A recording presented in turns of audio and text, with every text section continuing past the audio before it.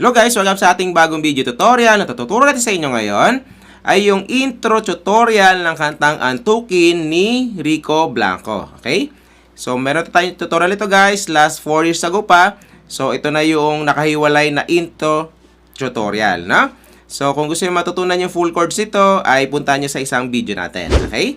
So yan. So paparinig ko muna sa inyo guys yung kanyang intro para may idea kayo kung natuturo natin, ha? So doon yung banda sa may. Okay, so doon yung banda, no? So paano yon? So yung mga chords muna natin guys para sa intro ay C. So tawagin natin siyang C guys, no? So ito ay 5th string, 4th string ito, 3rd string naman ito. Ito.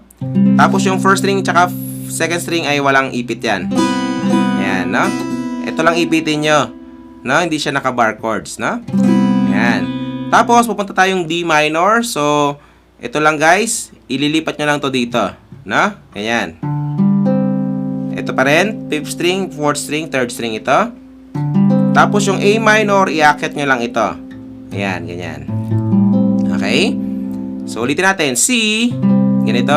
Tapos D minor, tapos A. Ganyan siya. Okay? So yan, so 2 times yung gagawin yan guys. Pag nagawa nyo na 2 times, ay tapos na yung mga intro. Okay? So, mabagitin natin number guys ay yung number na string. So, ang gagawin nyo lang guys sa lahat ng C ay ganito. 5, 5. So, ulitin natin. Ang numbering natin guys ay yung 6, 5, 4, 3, 2, 1. Okay?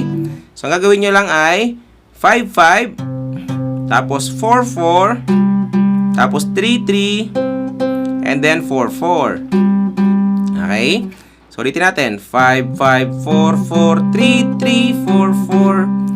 Ayun, madali lang, di ba?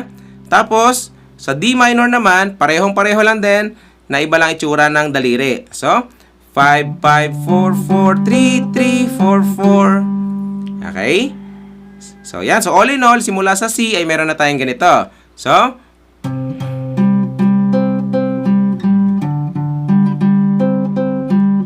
okay? So, kapag binilisan, ay ganito. Okay, so ganun siya, no? Tapos, pupunta tayong A minor. Ayan siya.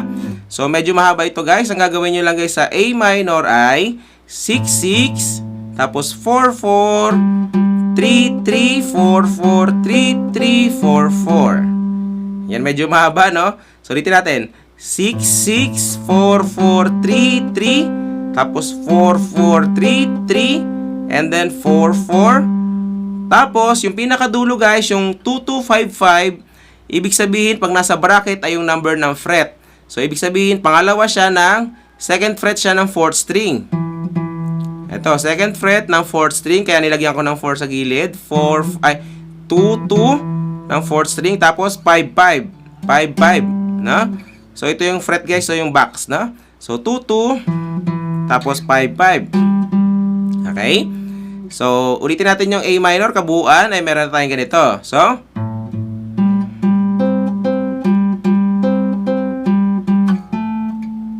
sorry. Ganun siya. No? So, ganun nakadali guys yung mga A minor. So, sa kabuuan, ang natutunan natin lahat ng intro ay ganito. So, pasadaan natin guys, no? Para mas makuha nyo siya ng buo. Okay? So, pwede nyo ako sabayan. So, babagalan ko lang din para mas makuha ng mga beginners natin. So,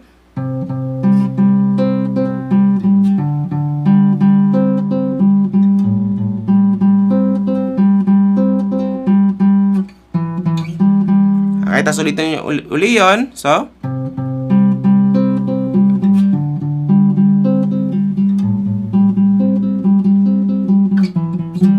okay. So, yan. So, ganun lang kadali guys yung mga intro, no? So, after nun ay punta na kayo sa isang video natin para sa full song tutorial nito. Okay? So, yan. So, yun sa bago nyo matutugtog guys. Kita tayo sa next video natin. Bye!